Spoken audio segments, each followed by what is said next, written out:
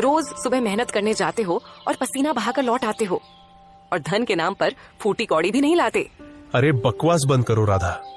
एक तो सारा दिन खेत में हल चलाता हूँ, ऊपर से तुम्हारी बातें भी सुनूं। समझ में नहीं आता कि काम करूं या फिर तुम्हारे ताने सुनूं।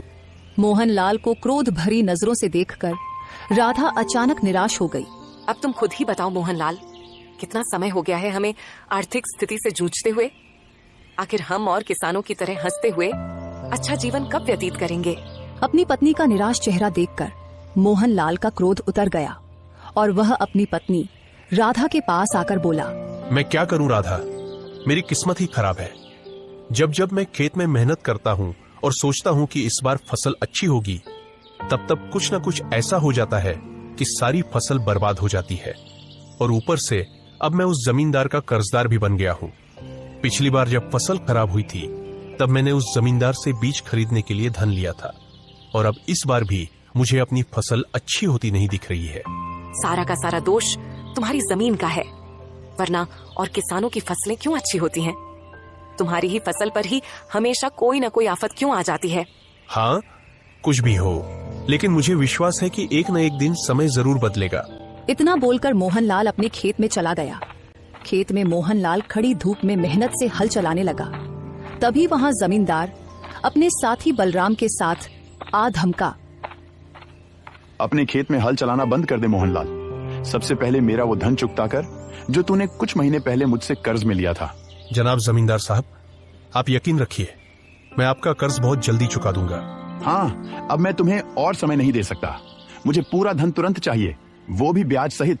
जमींदार साहब, आप भी तो देख रहे हैं कि मैं इस समय खेत में मेहनत कर रहा हूँ। कुछ दिनों की बात है, फसल आ जाएगी।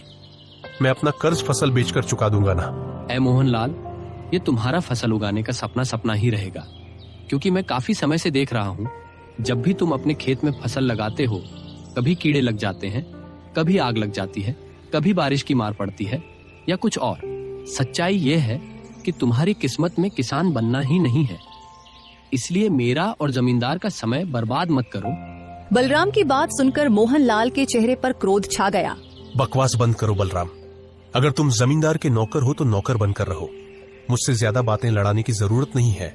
मैंने तो सुना था कि तुम्हें गुस्सा बहुत जल्दी आ जाता है, पर अब मैं ऐसा काम करूंगा कि तुम्हें गुस्सा ही नहीं आएगा। आप कहना क्या चाहते हैं? याद है जब मैंने तुम्हें बीज खरीदने के लिए कर्ज के रूप में धन दिया था, तब तुमसे अंगूठा भी लगवाया था। हाँ, याद है। समझ लो, इस कागज पर मैंने तेरी जमीन अपने नाम करवा ली है। अब से इस खेत का मालिक मैं हूँ, समझा? ये सुनकर मोहनलाल गुस्से में आ गया। अरे यह तो पूरा अन्याय है। छोटे से कर्ज के रूप में तुम मेरा खेत नहीं छीन सकते। अरे बलराम, बस बहुत हो गया।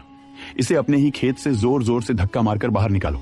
बलराम ने मोहनलाल को उसके ही खेत से धक्का देकर बाहर निकाल दिया। मोहनलाल उदास होकर अपने घर चला गया। उसकी आंखों में गुस्सा और अपमान की आग जल रही थी। क्या हुआ? आपका चेहरा इतना उदास क्यों है? और आप समय से पहले ही खेत से वापस कैसे आ गए? राधा, जमींदार ने मेरे साथ बेईमानी की है। उसने मेरा खेत मुझसे छीन लिया। कुछ महीने पहले मैंने बीज खरीदने के लिए उससे थोड़े से पैसे उधार लिए थे, और उसी समय उसने चालाकी से मुझसे अंगूठा लगवा लिया। अब वह कहता है कि खेत उसका है। तो क्या आप यूं ही चुप बैठेंगे?